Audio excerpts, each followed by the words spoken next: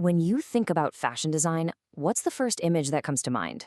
For most of us, it's probably a sketch, right?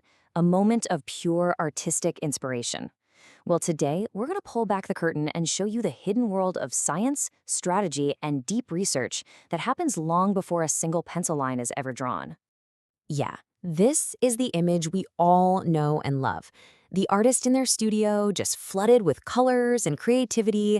It's a beautiful, romantic idea, but trust me, it's only a tiny piece of the real story. But what if I told you that this moment, this sketch, is actually the result of a deep, intense investigation?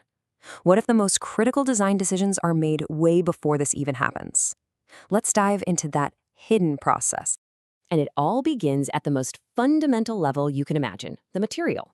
Because you just can't design an amazing garment without first understanding the very fibers it's made from. And this, right here, is where the science truly kicks in. See, a modern designer has to be part textile scientist. They absolutely need to know how a fabric is going to behave. Is it going to keep you warm? Will it flow and drape elegantly? And maybe most importantly, is it kind to our planet? This kind of foundational knowledge is completely non-negotiable today. Now, this is where it gets really practical. Take a look at breathability. Choosing cotton for a summer dress? That makes perfect scientific sense. But choosing polyester? Well, you might just end up with a sweaty mess. And then you look at sustainability. Choosing wool or cotton over polyester isn't just an aesthetic choice, it's a major ethical and branding decision. Every single choice on this chart has a huge consequence for the final product. And wow, this just perfectly illustrates the balancing act designers have to perform. Especially in a place like India, you're constantly working at the intersection of ancient craft and modern industry.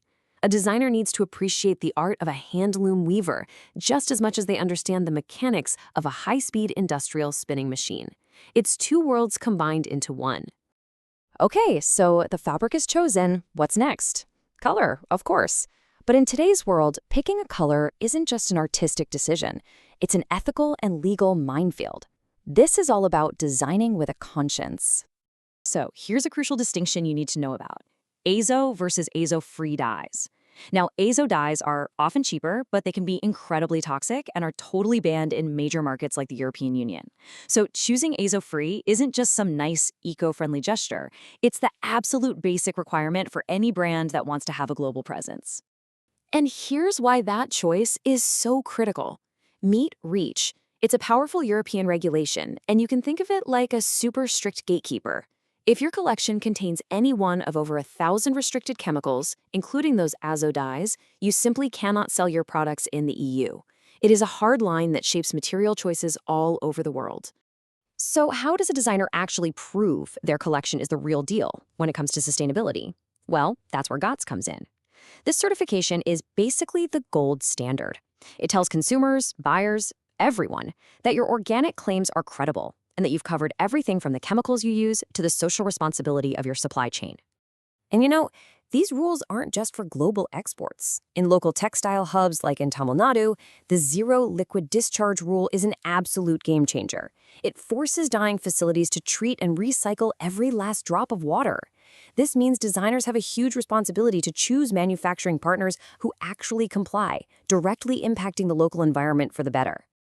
Okay, so we've covered the physical materials and the ethical rules. Now, let's switch gears and get strategic. How do designers possibly know what people will want to wear 6 months from now, or even 2 years from now? It's not magic, and it's not a crystal ball. It's data. This quote really just nails it. Market research isn't some boring formality you do at the end. It's the compass for the entire journey. It tells a designer what to create, who to create it for, and even how to talk about it. A designer's intuition is invaluable, but it has to be guided by solid information. So how do they get that information? They use some incredibly powerful tools. You've got platforms like WGSN, which are basically data powerhouses for fashion, predicting everything from color palettes to silhouettes. Designers are also scanning Vogue runway archives for high fashion clues and using social media listening to hear what's bubbling up from the street level. And this right here is a perfect example of that. What you see on the streets of Paris or Milan or New York today, that's a powerful signal of what's going to be in department stores a year from now. Trend forecasters analyze thousands of images just like this one, looking for patterns to predict the next big thing. Now this brings us to the climax of the whole research phase. How do you take all this information, the fabric science, the ethical rules, the market data, and turn it into a single coherent vision?